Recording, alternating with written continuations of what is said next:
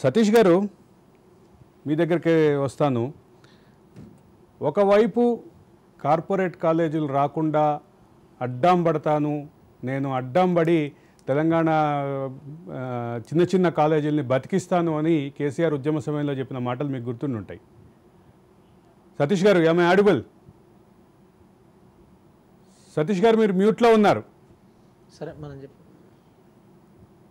వినబడుతుంది, చెప్పండి. యా సతీష్ గారు, తెలంగాణలో కార్పొరేట్ కళాశాలలకి అవకాశం లేదు, కార్పొరేట్ కళాశాలని రానివ్వను అంటూ కేసీఆర్ ఉద్యమ సమయంలో చేసినటువంటి హామీలు కానీ పోరాటాలు కానీ, అంటే మీ పోరాటాలకి మద్దతుగా నిలిచిన విషయం కానీ, మిమ్మల్ని ఆకట్టుకొని మీ విద్యార్థుల్ని పోరాటంలో కీలక భాగస్వామ్యం చేయటం కానీ, ఇవన్నీ ఇంకా నాకైతే గుర్తే ఉన్నాయి.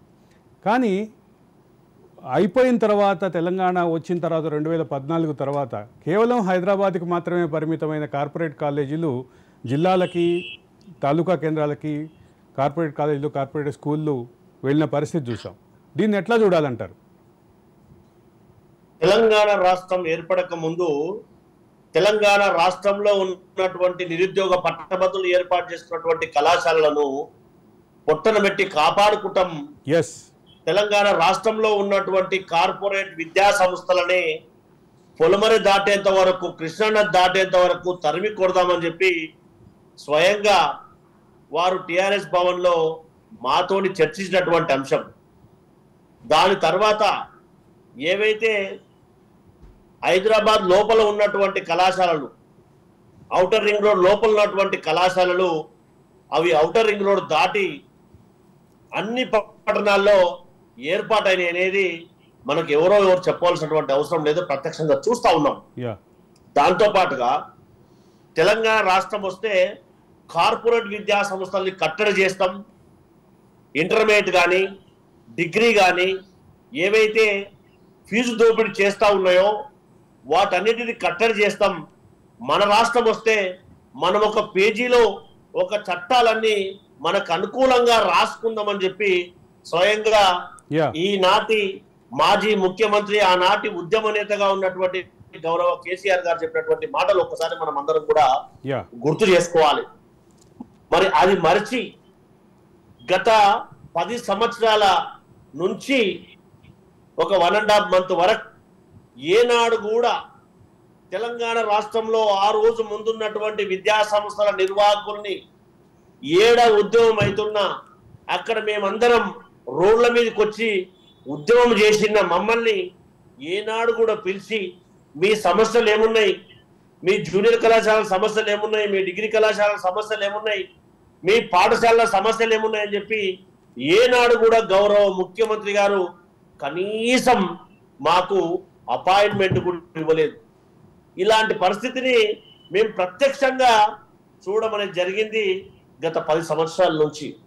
సో వీటన్నిటి యొక్క సారాంశం ఏంటంటే, గౌరవ కార్పొరేట్ విద్యా సంస్థల్లో ఉన్నటువంటి నిర్వాహకుల యొక్క ఇంట్లో ఏదైనా సంఘటన జరిగితే అక్కడ స్వయంగా ప్రభుత్వంలో ఉన్నటువంటి పెద్దలందరూ కూడా అక్కడ ప్రత్యక్షమై వారికి అండదండగా ఉన్నటువంటి దాఖలాలు మనం గతంలో చూడమనేది జరిగింది. సో అంతేగాని ఎప్పుడు కూడా ఎవరైతే నిరుద్యోగ పట్టభద్రులు వారు ఉపాధి పొందుతూ ఒక కళాశాలలో 25 నుంచి 30 మందికి ఉపాధిని అందిస్తున్నటువంటి విద్యా సంస్థల యొక్క సమస్యలు ఏమున్నాయి, వాటిని ఏ విధంగా పరిష్కరించాలి, నాణ్యమైన విద్యను అందించడానికి ప్రభుత్వం యొక్క విధిగా మేము ఏం సహాయ సహకారాలు అందించాలని చెప్పి ఏనాడు కూడా గత ప్రభుత్వం ఆలోచన చేయలేదు. ఆ రకంగా ఆచరణ సాధ్యమైనటువంటి ఆలోచన ఏనాడు కూడా ఎవరితో కూడా చేయలేదు అనేది మనం అందరం కూడా ఆలోచన చేయాలి. సో అందులో భాగంగానే మేము కేజీ టు పీజీ ఏర్పడిన తర్వాత తెలంగాణ రాష్ట్ర వ్యాప్తంగా తిరిగి ఈ తెలంగాణ రాష్ట్రంలో ఉన్నటువంటి టిఆర్ఎస్ పార్టీ ప్రభుత్వం తెలంగాణ రాష్ట్రంలో విద్యా వ్యవస్థను విధ్వంసం చేసింది కాబట్టి కాపాడుకోవాల్సినటువంటి బాధ్యత మన అందరి మీద ఉంది. ఇక్కడ చదువుతున్నటువంటి SC, ST, BC, minority, EBC విద్యార్థుల యొక్క వారికి అందించవలసినటువంటి నాణ్యమైన విద్యలో భాగస్వాములుగా ఉన్నాం కాబట్టి మన ప్రాథమిక ధర్మంగా మనము మన వంతు ప్రయత్నం చేయాలనే ఆలోచనతోటి మేమందరం కూడా ముందుకు రావడం అనేది జరిగింది. సో మీకు తెలుసు బాగా, ఎందుకంటే మేము గౌరవిల్లో నిర్వహించిన సభ కానీ లేదంటే శంషాబాద్లో రాహుల్ గాంధీ గారితో నిర్వహించినటువంటి సభ కానీ మాకు పార్టీలు ముఖ్యమని కాకుండా మా సమస్యలే పరిష్కారంగా మేము ప్రయత్నం చేయడం అనేది జరిగింది. సో అయినా కానీ ఏనాడు కూడా ఖాతరు చేయలేదు, మమ్మల్ని పట్టించుకోలేదు. విద్యారంగాన్ని బలోపేతం చేయడానికి ఏనాడు కూడా కనీసం సుదీర్ఘమైనటువంటి చర్చ జరగవలసినటువంటి విద్యారంగాన్ని పూర్తిగా నిర్లక్ష్యానికి గురి చేశారనేది మనం అందరం కూడా ఒక్కసారి ఆలోచన చేయాలి. దీనికి తోడుగా తెలంగాణ రాష్ట్రంలో ఈ ప్రైవేట్ యూనివర్సిటీస్ వచ్చిన తర్వాత పాస్ గ్యారంటీ అనే స్కీమ్ తోటి విద్యార్థులందరూ కూడా హైయర్ ఎడ్యుకేషన్ కానీ ఇంటర్మీడియట్ విద్యకు ఫీజు ఫిక్సేషన్ లేకపోవడం వల్ల తెలంగాణ రాష్ట్రంలో ఉన్నటువంటి తల్లిదండ్రుల యొక్క రక్తాన్ని పీల్చుకుంటున్నటువంటి కార్పొరేట్ విద్యా సంస్థల్లో కట్టడి చేయడంలో పూర్తిగా గత ప్రభుత్వం ప్రైవేట్ యూనివర్సిటీలు కార్పొరేట్ యూనివర్సిటీలుగా మారిపోయినాయి అంటూ ఒక విమర్శ అయితే ఉంది సతీష్ గారు.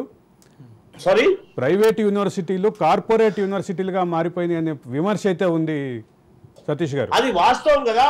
మీరు 70 నుంచి 90,000 కట్టండి, మీ సర్టిఫికేట్ వస్తుంది మీకు ఇయర్ ఖచ్చితంగా. దాంతో పాటు జూనియర్ కళాశాలలో హేతుబద్ధమైనటువంటి ఫీజు లేదు, ఫీజు ఫిక్సేషన్ జరగలేదు.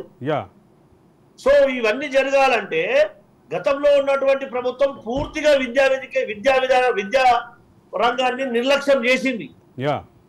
సో అదంతా నిర్లక్ష్యం జరిగింది కాబట్టి తెలంగాణ రాష్ట్రంలో ఉన్నటువంటి ప్రజలందరూ కూడా వివేకవంతులు కాబట్టి ఆ రకంగా సమాధానం చెప్పారు. ఇప్పటికైనా వాళ్ళకు సోయి వచ్చి వాళ్ళు మాట్లాడుతున్నటువంటి మాటలు ఏవైతే కార్పొరేట్ నిర్వీర్యం చేస్తారని చెప్పాడు, కానీ ఎంకరేజ్ చేయడం అనేది మనం ప్రత్యక్షంగా చూసాం. సో అవన్నీ కూడా మనం అందరం కూడా ఒక తెలంగాణ పౌరులుగా, తెలంగాణ ఉద్యమకారులుగా, మనం ఒక కన్సర్న్ ఉన్నటువంటి వ్యక్తులుగా మనం అందరం కూడా ఆలోచించవలసినటువంటి అవసరం. దాంతోపాటు ఈ ప్రభుత్వం కూడా ఖచ్చితంగా కార్పొరేట్ విద్యను కట్టడి చేయాలి, లేకపోతే తెలంగాణ సమాజానికి ఇది ప్రమాదం అనేది కూడా మనం అందరం కూడా ఒక్కసారి ఆలోచన చేయాలి. క్వాలిటీ ఎడ్యుకేషన్ అందించాలి, కానీ ఇది అందరికీ అందే విధంగా ఉండాలనేది కూడా ఎవరైనా కానీ ఆలోచన చేయాలనేది కూడా మనం అందరం కూడా ఒక్కసారి ఆలోచన చేయాలి. ఆలోచన చేయకపోతే నష్టం సమాజానికి. కాబట్టి మేధావులు, విద్యార్థి సంఘాలు అందరూ కూడా ఆ రకంగా ఆలోచన చేయాలనేది KG to PG పక్షాన మీ ద్వారా యావత్ తెలంగాణ సమాజానికి విజ్ఞప్తి చేస్తా ఉన్నాం.